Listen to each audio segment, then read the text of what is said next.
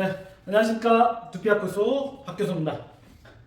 자, 스케일링을 하기로 했었는데 스케일링을 하기에는 지금 오늘 좀 저희가 스케줄이 있어가지고 스케일링은 못하고 대신에 이 염색하고 난 다음에 드라이 하는 용도의 이제 드라이기 사용하는 방법, 그리고 드라이기를 어떻게 쓰는 게 좋은가, 머리는 어떻게 말리는 것이 좋은가에 대해서 이야기를 하고자 합니다.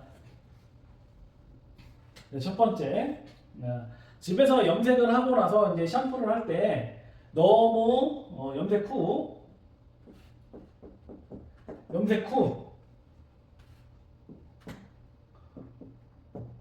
물 온도 또 한번 드라이. 자, 염색 후에 염색을 하고 난 다음에 이제 샴푸할 때 찬물로 하는 것이 좋으냐, 너무 약간 따끈한 물로 하는 것이 좋으냐라고 이제 문의가 왔었는데 염색 후 샴푸를 하는 것은 약간 미온수로 하는 게 좋아요. 미온수. 물 온도는 미온수. 미온수. 그러니까 약간 너무 차갑지도 않고 너무 뜨겁지도 않은 그런 물 온도가 좋으시고요. 샴푸는 바로바로 해주시는 게 좋고, 그 다음에 집에서 스케일링은 어떻게 하느냐, 샴푸를 하고 난 다음에 스케일링을 하느냐, 아니면 염색을 한 다음에 염색이 있는 상태에서 스케일링 젤을 바르고 머리를 문대는 게 좋으냐라고 하시는데, 먼저 염색 집에서도 마찬가지고 업소에서도 마찬가지지만 염색을 한 후에는 뭐예요? 물을 먼저 내고 뭐 두피를 문지르는 게 아니라 염색약 장갑 상태에서 끼인 상태에서 염색약이 있는 상태에서 염색약을 갖고 머리를 에멀전이라고 하는데 우리가 두피를 문대시는 거예요, 염색약으로. 그래서 염색약으로 지우는 거예요. 좀 염색약이 뻑뻑하다 그러시면은 거기에다가 물을 주지 마세요. 물을 준다는 게 좀 표현이 이상하지만 물을 바로 뿌리지 마세요. 물을 바로 뿌리지 마시고 샴푸 있죠? 샴푸를 먼저 거품을 써 머리다 턱 얹지 마시고 샴푸를 먼저 한 번 빙 짜신 다음에 물을 살짝 짜세요. 물을 살짝 얹어서 거품을 내세요. 그 거품을 낼 때 이제 여기서 내지 마시고 이제 머리에서 이렇게 내시면은 뚝뚝뚝 떨어지면서 이제 샴푸도 떨어지고 거품도 떨어지면서 이렇게 떨어지잖아요. 그러면 그 상태에서 샴푸를 갖고 염색약을 갖고 같이 에멀전을 하시는 거예요. 그러면은 두피에 있는 염색약이라든가 이 이마 헤어라인에 피부에 이런데 피부에 있는 염색약을 잘 먼저 염색약으로 먼저 끌고서 이렇게 문드시면은 염색약으로 염색약이 지워져요. 이거를 이제 오버타임을 보거나 그 시간을 넘어가면은 이게 착색이 일어나서 잘 안 지워져서 리무버라든가 아니면은 그런 이제 약간 그죠? 때타올인가 이런 걸 문대면 피부 자극이 심하잖아요. 물론 그렇게 해서 지우시는 것도 뭐 좋으시다고 하면 할 수 없지만, 그렇지만 미온수로 남아있는 두피에 있는 염색약을 갖고 에멀전을 하시는 게 낫다. 에멀전이라는 거는 염색약으로 비빈다라고 보시면 돼요. 염색약으로 샴푸를 해서 염색약으로 이렇게 비벼주는 거죠. 염색약으로 이렇게 비벼준다고 생각해요. 염색약으로 먼저 충분히 비벼주신 다음에 그 다음에 물을 살짝 뿌리고 샴푸를 거품을 내서 샴푸를 같이 해서 거품 나는 상태로 두피를 깨끗하게 문대서 샴푸를 하시는 게 좋아요. 근데 무턱대고 물로 먼저 씻어낸 다음에 하는 게 좋지 않냐라고 하시지만, 물로 먼저 염색약이라는 게 자체가 암모니아도 있고 아모니아가 아닌 다른 성분에 있어요. 디하이루도라는 뭐 이런 성분이 있는데, 그런 성분이나 뭐냐면은 물이 닿으면 염색약이 착색을 일으키게 돼요.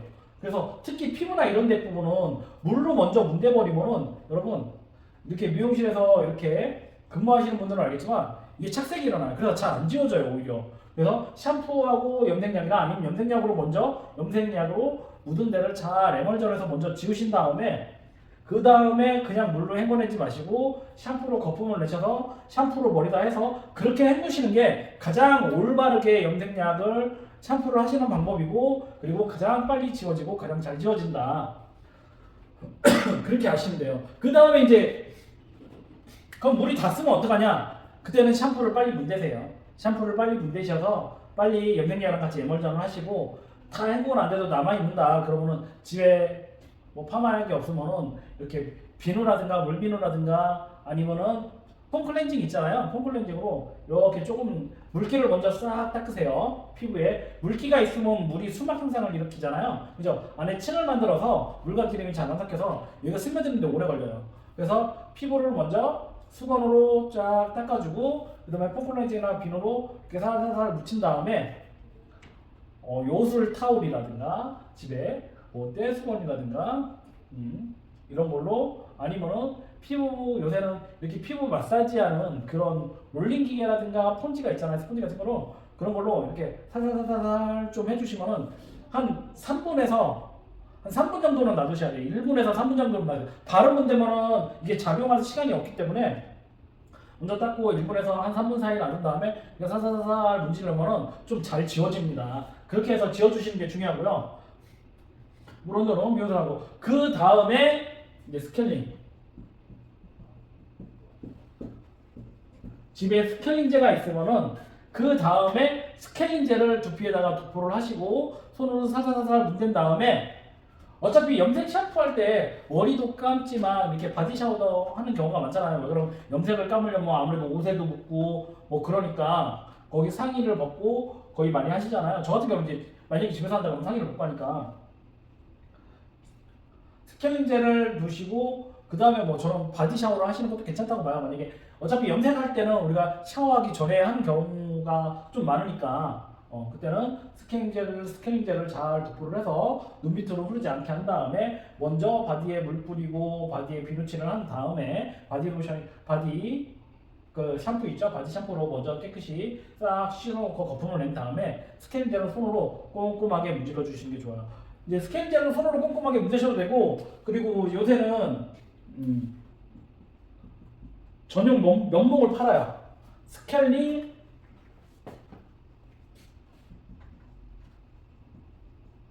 면봉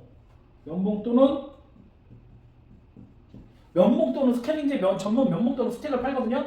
그걸로 두피를 살살살 긁어주시는 거예요. 내가 가려운 부분이나 특히 내가 고객님들이 잘 안 닦는 부위가 어디냐면은 항상 이 가운데 정수리 있죠. 여기를 좀 잘 안 닦으시더라고. 염색을 하고 나서 왜 여기를 잘 안 닦으시냐 그랬더니 이런 부분하고 이제 너무 빡빡 문대면은 염색약이 지워질까봐. 근데 여러분 염색약은 잘 지워지지 않아요. 세척하고는. 이렇게 했는데 지워졌다 그러면은 여러분 염색약을 지워진 게 아니라 레벨이 높은 걸 사신 거야. 한 레벨 더 낮은 걸 사시라고 제가 말씀드렸잖아요. 조금 더 진한 색을 사셔서 염색을 하시길 바래요. 자, 그렇게 해서 스케일링제는 샴푸를 한 염색약으로 먼저 에멀전을 해서 비비고 그 다음에 미온수로 샴푸를 한 다음에 스케일링제를 하시는 게 효과적이고 좋다. 왜 그러면 스케일링제 자체가 두피에서 이제 모공에 있는 때라든가 각질이라든가 두피에 남아있는 잔여물이라든가 이런 거를 제거하는 역할을 하기 때문에 근데 이거를 먼저 하고 염색을 하시면 안 돼요. 내가 머리에 발랐다고 해서 그렇게 하시면 안 되고 내가 머리에 왁스라든가 스프레이인가 이런 걸 뿌렸다 그러면은 두피는 문대지 마시고 모발만 가볍게 뿌려주시고 이렇게 샴푸를 해서 가볍게 헹굼하시고 그 다음에 머리를 적당히 말리시고 너무 바싹 안 말리셔도 돼요. 그냥 딱 말려서 물기가 안 떨어지고 손으로 만졌을 때 물기는 안 묻어나면서 촉촉하다 싶으시면은 그 상태에서 염색이 들어가셔도 돼요. 오히려 더 좋을 수가 있어요. 염색이 잘 되고 잘 문대지니까. 그렇게 해서 스케일링제를 하고 그 다음에 두피 팩이나 아니면 모발 영양팩 있으면 모발 영양팩을 하시고 적당히 문대신 다음에 마무리 하셔서 나오시면 되는 거죠. 그 다음에 이제 드라이는 처음부터 내가 숱이 많거나 머리가 길다 그러면은 처음부터 찬바람으로 말리시는 분들이 많은데 처음부터 찬바람으로 말리지 마시고 약간 미지근한 바람으로 그러니까 따뜻한 바람으로 말리세요. 드라이기를 좀 너무 가까이 내시지 마시고 최소 20-30cm 정도 띄어서 한 이 정도 한 뼘 이상이죠. 한 뼘 이상 찌셔가지고 드라이를 하셔서 머리를 말리시는 게 좋아요. 가까이서 말리시면은 드라이를 이렇게 하는 것보다 좀 흔들어주면서 그죠? 좌우로 아니면 위아래로 흔들어 주시면 하시면 되고 다이슨 같은 경우도 이렇게 좀 흔들어 주시면 돼요. 다이슨도 이제 너무 가까이서 하면은 약간 온도가 올라가잖아요, 그죠? 달성도 오래되면은 그것도 뜨거워지기 마련이에요. 그래서 드라이 같은 경우도 이렇게 보시면은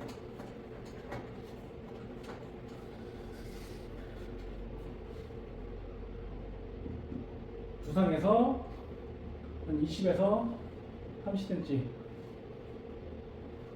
띄어서 이 정도에서 드라이를 해주시는 게 좋다. 머리를 말려주시는 게 좋다. 그 다음에 어느 정도 말렸다 그러면 그때 찬바람으로 바꿔서 두피하고 모발을 말려주세요. 먼저 물은 위에서 아래로 흐르잖아요. 그러니까 정수리에서부터 시작해서 말려서 두피, 귀 사이드 부분에서 뒤통수, 네이 부분으로 이렇게 말려주시면 돼요. 그래서 여기서부터 시작을 해서 여기서부터 끝나시면 돼요. 드라이를 말리실 때는. 그래서 어느 정도 말렸으면은 따뜻한 바람으로 해서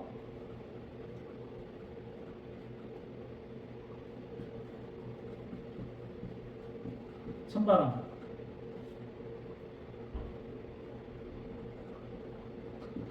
따뜻한 바람에서 찬바람으로 말려주시는 거죠. 마무리는 찬바람이 좋다는 건 다 알잖아요. 그러니까 찬바람으로 말려주시는 거예요.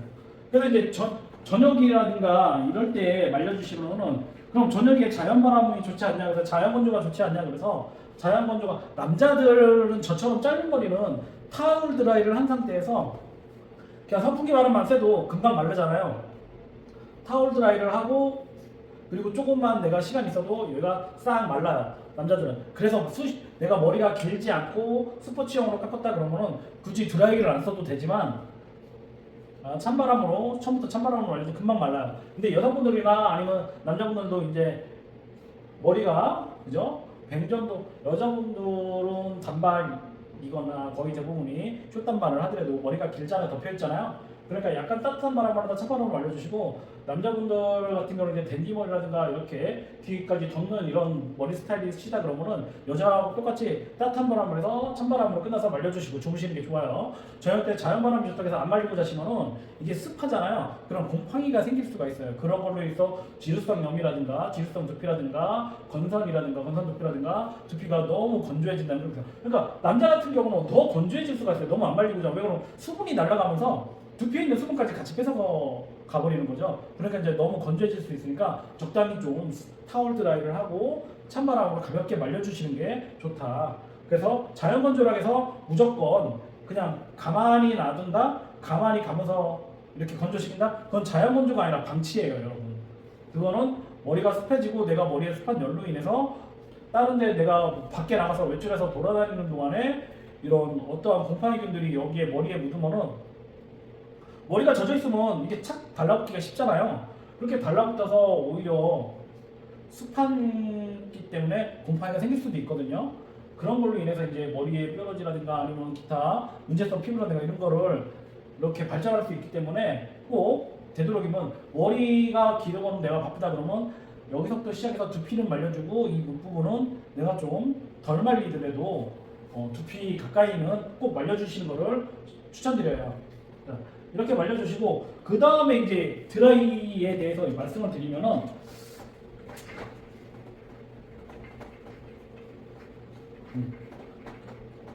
이제 집에 있는 드라이가 뜨겁다는 분이 계세요.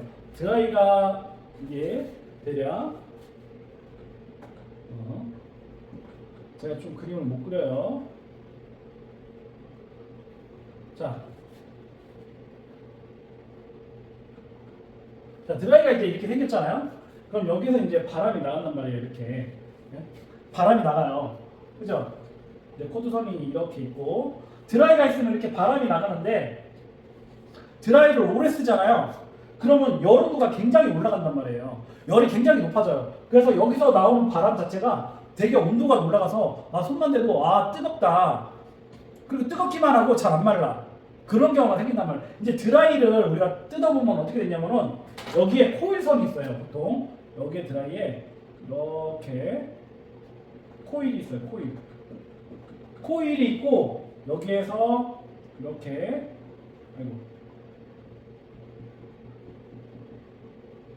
이렇게 바람을 날려주는 모터가 있어요. 모터. 그죠? 모터가 있어요. 코일이 있고. 그래서 처음에는 이 모터가 잘 나와요. 잘 나옵니다. 그죠? 바람이 잘 나와요. 얘가 코일이 세요. 이 표현이 맞나? 하여튼 코일이 이게 코일이 아니라 이 모터가 쌩쌩해요. 생각이 안 나니까 쌩쌩함.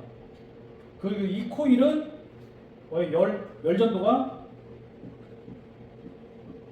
열전도가 적당해요. 그래서 온도가 높지 않단 말이에요. 그러니까 일로 나가는 바람은 쌩쌩하고 코일 온도는 적당하니까 바람이 너무 뜨겁지 않고 적당한 온도가 나와요. 근데 드라이가 오래되잖아요? 그러면은 이 쌩쌩함에서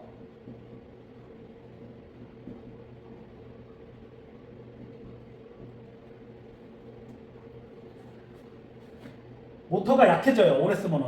왜요? 모터가 힘이 없어져요. 힘이 없어진단 말이에요.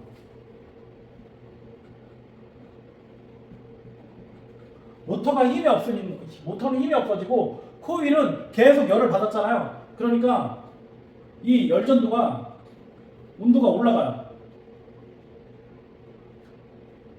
열전도가 강해요. 강함.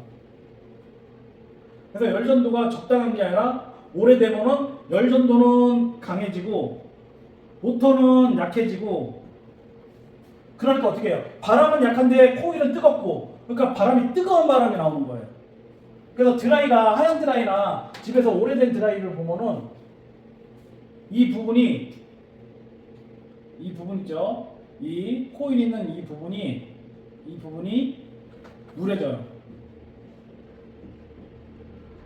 누렇게